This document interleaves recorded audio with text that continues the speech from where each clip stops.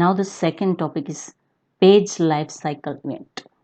How to page event, which is a preferred of many events in your web applications. Okay, so here page life cycle event here. At each stage of the page life cycle, the page raised some events which could be coded. Means all events are coded. In this, all events are handling some handler. Which handle?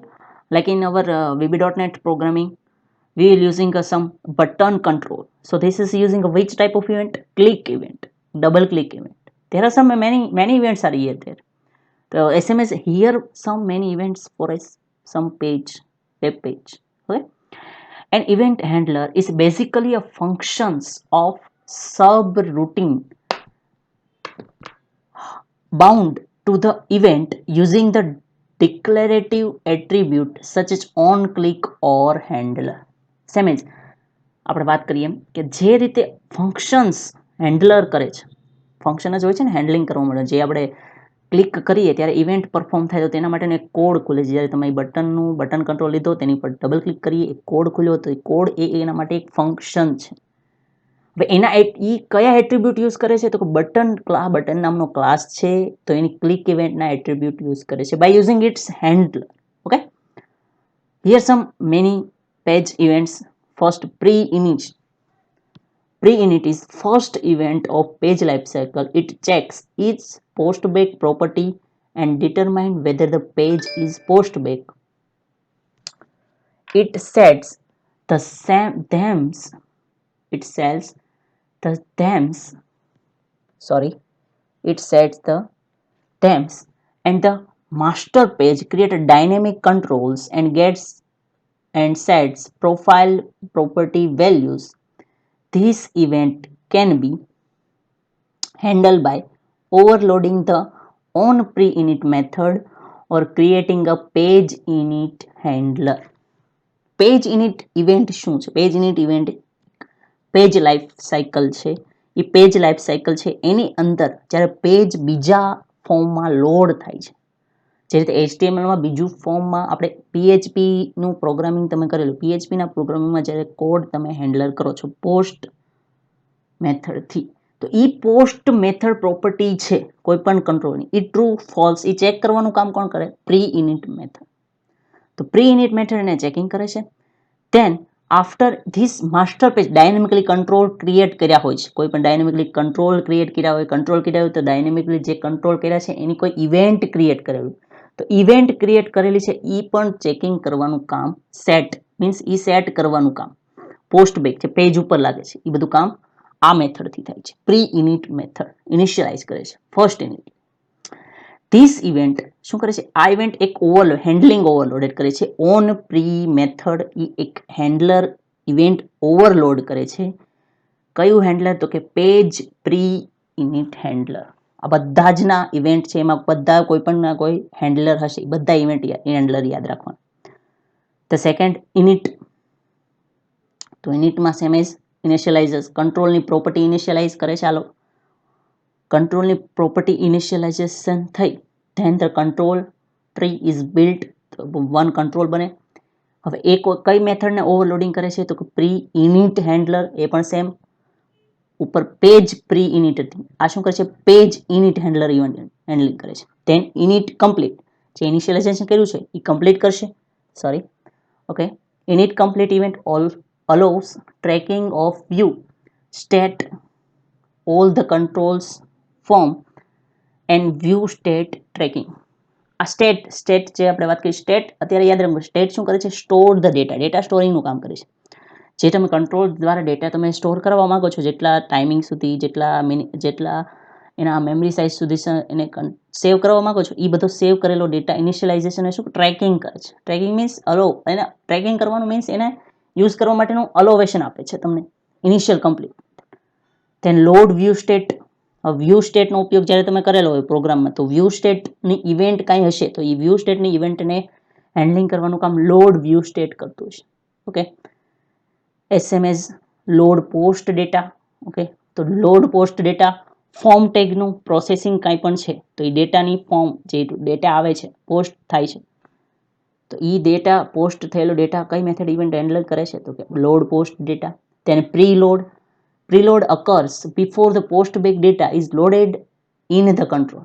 પ્રીલોડનું કામ શું છે, પહેલા જે data આવી ગયેલો છે એની પહેલા કાંઈ ઇવેન્ટ હેન્ડલર અકરિંગ થઈ. Before means post back data means જે ફોર્મમાંથી ડેટા આવે છે એની પહેલા ડેટા આવી નથી ગયો એની પહેલા કાંઈ ઇવેન્ટ અકર થઈ મીન્સ ઇવેન્ટ કંઈ અકર થઈ એના માટેનું વર્કિંગ કોણ કરે છે, પ્રીલોડ. એના માટેનું હેન્ડલર કયું છે, ઓન પ્રીલોડ મેથડ નામ છે, મેથડનું નામ છે ઓન પ્રીલોડ અને એના માટેનું હેન્ડલર કયું છે, page preload handler. Okay, then the load event. Load event શું કરે છે, load event is raised page first, પહેલા પેજને રેઇઝ પેજ મીન્સ કેચ કરશે બ્રાઉઝરની અંદર. then the recursively for the child control, all child control એની અંદર જેટલા પણ કંટ્રોલ્સ છે એને રિકર્ઝિવલી એટલે રિકર્ઝનનો ઉપયોગ, રિકર્ઝન મીન્સ ફંક્શન આપોઆપ પોતાને કોલ કરે. એ જ રીતે રિકર્ઝિવલી જે કંટ્રોલર છે પોતાને કોલ કરાવશે અને કોલ કરીને આખું સ્ટ્રક્ચર બનશે, tree structure. Okay, the controls in the control વાત કરીને કંટ્રોલને પોતાને કોલ કરે છે, કંટ્રોલની અંદર કંટ્રોલ એ રીતે ટ્રી સ્ટ્રક્ચર આખું બનાવે છે. ધીસ ઇવેન્ટ હેન્ડલિંગ બાય કઈ, ઓન લોડ ઇવેન્ટ. એ મેથડ છે ઓન લોડ મેથડ અને એનું હેન્ડલર કયું છે, page load handler. Same load complete, આ જે લોડ કરેલી પ્રોસેસ છે એ કમ્પ્લીટ કરવા માટે એની મેથડ છે ઓન લોડ કમ્પ્લીટ અને એનું ઇવેન્ટ હેન્ડલર છે page load complete handler. Okay, same pre render means જે લોડિંગ ડેટા થાય છે, લોડેડ ડેટા. ઓકે, પેજમાં જે લોડ થાય છે ડેટા એ બધો ડેટાને પ્રી રેન્ડરિંગ કહેવાય. રેન્ડરિંગ થાય જ્યાં સુધી પેજમાં શો ન થાય ત્યાં સુધી જે વચ્ચેની પ્રોસેસ છે ને એને રેન્ડરિંગ કર્યું કહેવાય. હવે રેન્ડરિંગ કરેલો ડેટામાં જ્યારે તમારે કંઈ પરફોર્મન્સ કરવું છે એના માટેની ઇવેન્ટ કઈ છે, મીન્સ એના માટેની method pre render method. Okay, same pre render complete. હવે જે રેન્ડર શરૂ કરેલું છે એ રેન્ડર કમ્પ્લીટ કરવું છે તો એના માટેની એક મેથડ છે કઈ, pre render complete. Same. Okay, then save state complete. State of control on the page is saved personalization. Control state and view state information is saved. Control અને વ્યૂની ઇન્ફોર્મેશન કે એનામાંથી જે ડેટા આવે છે એ સેવ છે કે નહીં, એની કમ્પ્લીટ કર્યો છે કે નહીં એ ચેક કરવા માટેની કંઈ મેથડ આપણે યુઝ કરવી હોય તો સેવ સ્ટેટ મેથડ યુઝ કરી શકાય છે. The HTML markup generated this stage can be handled by overriding and render method is creating page render handler. Okay, એની એક હેન્ડલર છે પેજ રેન્ડર હેન્ડલર. પછી સેમ એજ અનલોડ છે, the unload page the last phase of page life cycle. બરોબર, complete કરવા માટે means exit કરવા માટેનું મેથડ કયું છે તો કે unload. It raise unload event control recursively means કે એ બધું યુઝ કરે છે, એના અનલોડ કરાવે છે એટલા પણ કંટ્રોલને આપણે એડ કર્યા બધા ધીમે ધીમે એક પછી ડિસ્ટોર થતા જાય છે, જેમ ડી સ્ટ્રક્ચરની જેમ ઓલા C++માં થાય છે એ જ રીતે. એના માટેની મેથડ કઈ છે, ઓન અનલોડ મેથડ અને એના માટેનું હેન્ડલર કયું છે, પેજ અનલોડ હેન્ડલર. ઓકે, આ એક યાદ રાખવાનું છે, પેજ લાઈફ સાયકલમાં આટલા મેથડનો ઉપયોગ કરી શકાય. Then global application class. What is global application class? The global ASX file, also known as ASP.NET application file, is the optional file of contain code for responding the application level events raised by ASP.NET or HEP modules. global.asx class છે જે તમે globally કોઈ પણ એની directory છે, globally કોઈ પણ એનો class છે તો એ ક્લાસનો ઉપયોગ કરી ગ્લોબલ એપ્લિકેશન ક્લાસનો ઉપયોગ કરી તે કંટ્રોલ્સ છે તે પેજ છે એનો ઉપયોગ કરી શકો. તો ગ્લોબલ એપ્લિકેશનનો આખો ક્લાસ એ રીતે ઉપયોગ કરી શકાય છે. રૂટ ડિરેક્ટરી મેન હોય છે ગ્લોબલ એપ્લિકેશનમાં, બરોબર છે. ASP.NET એનો બેઝ ક્લાસ બને છે જેમાંથી આપણે યુઝ કરવાનો છે એટલે બેઝ ક્લાસ યુઝ થવાનો છે. Okay, itself configuration of this all files URL request directly. Okay, there are two types of event. એની બે ઇવેન્ટ છે ગ્લોબલ એપ્લિકેશનની. એક તો event which are fired for every request, event fire કરે બધી રિક્વેસ્ટ માટે, અને બીજું event which are not fire for every request, બધા માટે છે નહીં એના માટેની કંઈક ઇવેન્ટ છે. તો ફર્સ્ટ પેલી છે જ્યારે ફાયર કરે બધાની માટે ઇવેન્ટ, જે ગ્લોબલ એપ્લિકેશન ક્લાસ ક્રિએટ થયું છે એના માટે બધા માટે ફાયર કરે એના માટેની સમ મેથડ્સ રિક્વેસ્ટ આપેલી છે. પહેલી છે એપ્લિકેશન બિગિન રિક્વેસ્ટ, જ્યારે સ્ટાર્ટિંગ થાય તેના માટેની ફર્સ્ટ રિક્વેસ્ટ માટે આ તમે આ ઇવેન્ટ કોલ કરાવવાની. Then application authority request, okay sorry application authenticate request. તો આ રિક્વેસ્ટ માટે શું થશે, this event rose just before user creditor and author credit. We can specify our own authentication logic here to provide custom authentication. Means જ્યારે તમે application fire means event fire થયો, ઇવેન્ટના લોજિકમાં કંઈક તમારું ખુદનું લોજિક મૂકેલું છે, તો એ ઓથેન્ટિકેશન પ્રોવાઈડ કરવા માટે કસ્ટમ ઓથેન્ટિકેશન જે પોતાનું છે, મીન્સ એ ઓથેન્ટિકેશન માટે application authenticate request. Then application authorize event, એ અલગ છે. તો this event raise after successful complication of authentication of user creation, means યુઝરે જે ક્રિએટ કરેલું છે એનું સક્સેસફુલી કમ્પ્લિકેશન થઈ ગયું, તો ધેન સક્સેસફુલી છે એ સક્સેસફુલી કમ્પ્લિકેશન માટે કઈ ઇવેન્ટ છે, application authorise request. Okay, then application resolve request cache, ફરીથી રિસોલ્વ કરવું છે એપ્લિકેશનનું કેચ, જે ડેટા કેચ કરેલો છે, ડેટા કેચ કરેલા રિસોલ્વની રિક્વેસ્ટ ફરીથી સેન્ડ કરવી છે, તો તેના માટે એપ્લિકેશન રિસોલ્વ કેચ છે. Then application acquire request state, કોઈ પણ વ્યૂ સ્ટેટ છે, સેશન સ્ટેટ છે, કોઈ પણ બધા પ્રકારના સ્ટેટ છે, સ્ટેટ માટેની ઇવેન્ટ કંઈ હેન્ડલિંગ કરાવી છે, તો બધા એકસાથે પરફોર્મિંગ કરાવે છે અને એકસાથે ગ્લોબલી એને હેન્ડલિંગ કરાવી દેવી છે, તો એના માટે એક્વાયર રિક્વેસ્ટ સ્ટેટ છે.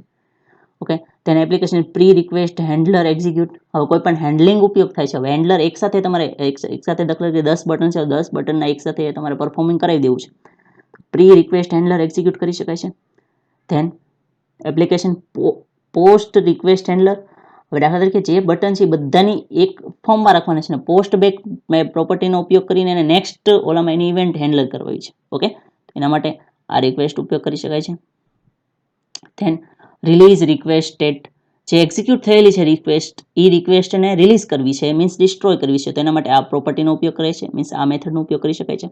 ધેન અપડેટ રિક્વેસ્ટ કેચ, જે જેટલા પણ ડેટા અપડેટ થયા છે એ ડેટાને કેચ કરેલા છે એને અપડેટ કરવા છે, કંઈક ચેન્જીસ કરવું છે, એના માટેની મેથડ આ છે update request catch. Than and request, it is exit માટે રિક્વેસ્ટ આવી છે, બધી રિક્વેસ્ટને એક્ઝિટ કરવાની છે એકસાથે, તો એના માટે આ છે. હવે જ્યારે બધી રિક્વેસ્ટ સેન્ડ નથી કરવી તો તેના માટે શું છે, event which are not fired every request, બધા માટે નથી કરવી, બરોબર છે, સમ સ્પેશિયલ એક માટે જ કરવાની છે. ઓકે, તો એના માટે એપ્લિકેશન સ્ટાર્ટ કરવાની, ફર્સ્ટ એપ્લિકેશન, તો એક જ એપ્લિકેશન, એક જ ઇવેન્ટ, એક જ કંટ્રોલ, ઓકે, એક જ હેન્ડલર, તો એના માટે એપ્લિકેશન સ્ટાર્ટ ફર્સ્ટ ઇવેન્ટ આ છે. ધેન સેશન સ્ટાર્ટ, કોઈ સેશન સ્ટાર્ટ કરીએ છીએ આપણે, એપ્લિકેશન સ્ટાર્ટ થઈ તો એના માટે કોઈ સેશન સ્ટાર્ટ કરીએ છીએ કે એનો ડેટા છે કંઈક જગ્યાએ સ્ટોર કરવો છે, તો સેશનથી સ્ટોર કરી શકાય છે. અધરવાઇઝ પછી સેશન સ્ટોર થયો છે પછી એમાં ક્યાંય એરર આવે તો એરરને હેન્ડલિંગ કરવા માટેનું વર્કિંગ આ મેથડ થાય છે, એપ્લિકેશન એરર. સેશન સ્ટાર્ટ થયો અને એન્ડ કરવાનું, એપ્લિકેશન સ્ટાર્ટ થઈ અને એન્ડ કરવા માટે એપ્લિકેશન એન્ડ, અને એપ્લિકેશન ડિસ્પોઝ મીન્સ ડિસ્ટ્રોય કરે છે બધી application. Okay, then web configuration file, web configuration file શું છે એની વાત કરીએ આપણે. Okay, first now we will see this event some example of global experience. First, web configuration file. We have behavior, our an ASP.NET application is affected by different setting in configuration file. Configuration means કંઈક configure setting કરવાના છે, સેટિંગથી જેનાથી તમે એનું creation છે, એનું lookup field છે, changes કરાવવું હોય તો એને આની મદદથી થાય છે. બે ફાઇલ છે, બે કન્ફિગરેશન છે. ફર્સ્ટ છે મશીન કન્ફિગરેશન, જે મશીનના કન્ફિગરેશન ચેન્જ કરવાના હોય, બરોબર છે, તેના માટે છે મશીન કન્ફિગરેશન ફાઇલ. એમાં શું છે, it contain default the machine specific value and supported setting, કીધું ને મશીનની કંઈ સેટિંગ કરવું, મશીનમાં જે સપોર્ટેડ સ્પેસિફિક વેલ્યુ ચેન્જીસ કરવી છે તો એના માટે મશીન કન્ફિગરેશન ફાઇલ છે. એને setting control by the system administration and application generally not given access to this file. Most of આના એક્સેસ આપેલા હોતા નથી, મશીનના પ્રોપરલી જે એક્સેપ્ટેડ બાય ડિફોલ્ટ હોય છે તો એ જ રહેવા દેવા પડે છે, જો તમારે એ પ્રકારનું લોકલ ફિલઅપ લેવું હોય તોની વાત છે. Okay, than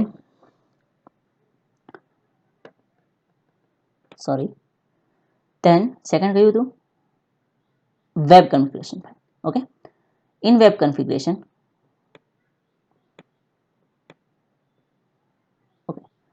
An application, however, can override a default value, creating a web configuration file. Its root of folder. Web configuration file is subset of machine configured file. Okay. Web configure file શું છે? એનું subset છે. Machine configure file છે એની અંદરથી web configuration file using થાય છે. મતલબ route folder કીધું એના માટે, તો રૂટ ફોલ્ડર એના માટેનું થયું machine configuration. Okay. If the application contains child directory, it can define the web configured file or each folder. Scope of each configuration file determined in hierarchical top-down manner. So, web configuration એક એના માટેનો એક સબ layer થયું. શેના સબ layer થયું? તો કે main કયું છે મશીન કન્ફિગરેશન. એની અંદર જઈને આપણે વેબ કન્ફિગરેશન ફાઇલનો ઉપયોગ કરીશું. તો મશીન કન્ફિગરેશનના most of setting by default રાખી દેવા પડે છે. તો એના સેટિંગ કે લુકઅપ ફિલ્ડ તમે ચેન્જ કરાવી શકો નહીં. અધરવાઇઝ જો એના લુકઅપ ફિલ્ડ અને તમારે વેબ કન્ફિગરેશન ચેન્જીસ કરવું છે તો એના માટે એને હાયરાર્ચિકલ ફોલ્ડર આપેલા હોય છે બધાને. If the application contain child directory હોય છે એની અલગ અલગ. It defines web configure file or each folder. Scope વચ્ચે ફાઇલ છે એ બધાના સ્કોપ છે એ બધા સ્કોપ કે કેટલા સ્પેસ કેટલી જગ્યા સુધી એનો ઉપયોગ કેટલી જગ્યા સુધી કોલ કરવું કેટલી જગ્યા સુધી એને હેન્ડલિંગ કરવું તેના માટેની બધી ઓપોર્ચ્યુનિટી આપવા માટેનું વેબ કન્ફિગરેશન ફાઇલ કામ કરે છે. Any web configuration file can locally extend, restrict and override or any setting define the upper level. Upper level means એને વિસ્તારવા એને પ્રબંધિત આ લાંબુ કરવું છે મીન્સ એના ઉપરથી યુઝ કરીને એનો કંઈક ચેન્જીસ કરાવવું છે તો એના માટે એના અપર લેવલમાં ચેન્જીસ કરવા પડે. Upper level means machine configuration file છે એનો પહેલાં ચેન્જીસ કરવા જવું પડે. Visual Studio generate default web configuration file for each project and application can execute without a web configuration file. However, you can not debug an application without a web configuration file. Web configuration ફાઇલની વગર તમે કોઈ પણ application debug કરાવી શકો નહીં. Web કન્ફિગરેશનને તમારે debug કરવા માટે તમારે કોઈ પણ વેબ કન્ફિગરેશન ફાઇલ હોવી જોઈએ.